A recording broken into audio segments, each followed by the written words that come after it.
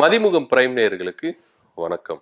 புதுச்சேரியில இங்க கூட்டணி மாறப்போகுது அப்படின்ற ஒரு தகவல் ரொம்ப அரசல் புரசலா வந்துட்டு இருக்கு. ஏன்னா நீங்க புஷி ஆனந்த் அப்படி எடுத்துக்கிட்டீங்கன்னா பாண்டிச்சேரியில இருக்கிற புஷி தொகுதியில நின்று ஜெயிச்சவர் தான் ஆனந்த். அதனாலே அவருக்கு புஷி ஆனந்த்னு பேர் இருந்தது. இது ரங்கசாமி அவருக்கு கூட இருந்துதான் புஷி ஆனந்த் என்ன பண்ணாரு, ஜெயிச்சு எம்எல்ஏ ஆகுறாரு. அதுக்கப்புறம் விஜய் மன்றத்துல போய் சேர்றாரு. அதுக்கப்புறம் விஜய் மன்றத்துல போயிட்டு நின்று பெரிய ஆளாகிறாரு. இப்போ தமிழக வெற்றி கழகம் அப்படின்ற ஒரு கழகத்தை தொடங்கி பொதுச் செயலாளரும் நீடிக்கிறார். ஸோ ஆனா இருந்தாலும் ஐயா முதல்வர் ரங்கசாமி கூட கொஞ்சம் இணக்கமான இப்பவும் உறவுல தான் இருக்கிறாரு புஷி ஆனந்த். தன்னுடைய பிறந்த நாளுக்கு கூட ஒவ்வொரு பிறந்த நாளுக்கும் விஜய் அவர்களை போய் சந்தித்து அவர் ஆசி பெறாரோ இல்லையோ, ரங்கசாமி அவர்களை சந்தித்து ஆசி பெறுவார் முதல் ஆளா. இப்போ கட்சி ஆரம்பிச்ச பேரு கூட விஜய் அவர்களை போய் சந்திக்கவே இல்லை. முதல்வரே என்ன பண்றாரு, புஷி ஆனந்த் வீட்டுக்கு வந்து என்ன பண்றாரு, ஆசீர் வழங்கிட்டு போறாரு. அந்த அளவுக்கு ரொம்ப பாசத்துல பின்னி பிணைஞ்சிருக்கிறாங்க புஷி ஆனந்தும் முதல்வர் ரங்கசாமி அவர்களும். இப்ப என்ன நிலவரம்னா, பாஜகவுக்கும் ஆளும் என்ஆர் காங்கிரஸ் அவர்களுக்கும் கொஞ்சம் முரண்பாடு ஏற்பட்டிருக்கு. ஆல்ரெடி அங்க இருக்கிற ஆளுநருக்கும் ரங்கசாமி அவர்களுக்கும் கொஞ்சம் முரண்பாடு இருந்தது. ஏன்னா பாஜக பின்னாடி இருந்து இயக்குது. இது தவிர்த்துட்டு புதுச்சேரிக்கு மாநில அந்தஸ்து வேணும் அப்படின்னு சொல்லிட்டு தான் தொடர்ந்து கோரிக்கையாவே இருக்காங்க. காங்கிரஸ் ஆண்டாலும் சரி, அங்க திமுகவோ அதிமுக யாரானாலும் அவங்களுடைய கோரிக்கை அதுதான் இருக்கு. புதுச்சேரிக்கு மாநில அந்தஸ்து வேணும். அங்க இருக்கிற பாஜக தலைவர் என்ன சொல்றாருன்னா, எங்களுடைய கோரிக்கை அதுதான்.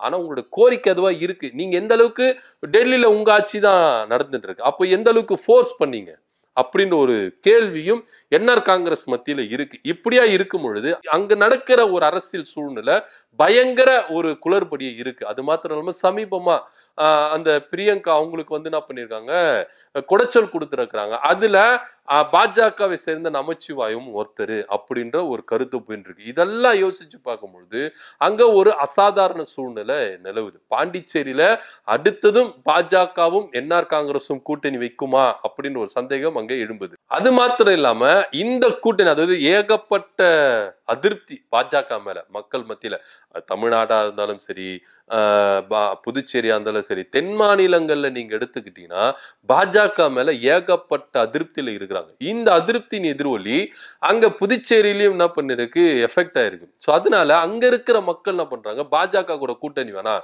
இப்படியே என்ஆர் காங்கிரஸ் பாஜக கூட தான் கூட்டணி வைக்க போறாரு, அதுக்கு நம்ம காங்கிரஸ் தேர்ந்தெடுத்துடலாமே அப்படின்னு சொல்லிட்டு இப்போ காங்கிரஸுக்கு ஆதரவின் குரல் எழும்பி இருக்குது அங்க. இப்போ என்ஆர் காங்கிரஸ் அவங்க என்ன பண்றாங்க அப்படின்னா, ஐயா ரங்கசாமி என்ன சொல்றாரு அப்படின்னா, இப்போ பாஜக கூட கூட்டணி வைக்க வேண்டாம், விஜய் அவர்களுக்கு மவுஸ் இருக்கு. இப்ப விஜய் அப்படின்ற ஒரு ஃபேஸ் வேல்யூ ரசிகர் மத்தியிலும் சரி, இளைஞர்கள் மத்தியிலும் சரி நல்ல ஒரு வரவேற்பு இருக்கு. அதனால வருகிற சட்டமன்ற தேர்தலில் பாஜகவை கழட்டி விட்டுட்டு இங்க விஜயுடன் கூட்டணி வைக்கலாம் அப்படின்ற ஒரு பேச்சுவார்த்தை அங்க நடந்துட்டு இருக்கு. இந்த பேச்சுவார்த்தையை ரங்கசாமி மூலமா இங்க நம்ம புஷி ஆனந்த் என்ன பண்றாரு, செயல்படுறாரு. அட்லீஸ்ட் நம்ம இங்கதான் ஆட்சியை பிடிக்க வேண்டாம், கண்டிப்பா ரங்கசாமியை கூட்டணி வச்சுட்டா அங்க நம்ம அமைச்சரா கூட ஆகலாம் அப்படின்னு தான் புஷி ஆனந்த் என்ன பண்றாரு, ஒரே கல்லுல ரெண்டு மாங்கா அப்படின்ற மாதிரி புதுச்சேரியிலும் நிக்கிறதுக்கு பிளான் போட்டு இருக்கிறாரு, தமிழ்நாட்டுல நிக்கிறதுக்கும் அவர் பிளான் போட்டு இருக்காரு. ஆக மொத்தம் புதுச்சேரியில அவர் நின்று ஜெயிச்சுட்டா, இப்போ என்ஆர் காங்கிரஸ் கூட தமிழக வெற்றி கழகம் கூட்டணி வைக்குது அப்படின்னும் பொழுது ஏற்கனவே ஐயா ரங்கசாமி பாஜக கூட கூட்டணியில் இருக்கிறதுனாலதான் அவருக்கு ஒரு பெரிய மைனஸா இருக்கு. நாளைக்கே பாஜக கூட கூட்டணியில இருந்து விலகிட்டேன் அப்படின்னு ஐயா ரங்கசாமி அவர்கள் வெளியே வந்துட்டு விஜய் கூட கூட்டணி வைத்தால் அங்க ரங்கசாமி அவர்களுக்கு கொஞ்சம் ஆதரவு பெருகும். சோ இதை தவிர்த்துட்டு இளைஞர் மத்தியில தமிழக வெற்றி கழகத்தின் ஒரு நல்ல வரவேற்பு இருக்குது. இதையும் ஐயா ரங்கசாமி உற்று கவனித்திருக்கிறார். அதன் பேர்ல தான் புஷி ஆனந்த் அழைத்து நம்ம ஏன் 2026 சட்டமன்ற தேர்தலில் கூட்டணி வைக்க கூடாது, அதனால நீங்க விஜய் கிட்ட பேசுங்க, இங்க புதுச்சேரியில என்ஆர் காங்கிரசும் தமிழக வெற்றி கழகமும் கூட்டணி அப்படின்றத அனௌன்ஸ்மெண்ட் பண்ணலாம் அப்படின்னு சொல்லிட்டு பேச்சுவார்த்தை நடந்திருக்கு. இத புஷி ஆனந்த் விஜய் அவர்களுக்கும் கொண்டு போயிருக்கிறாங்க.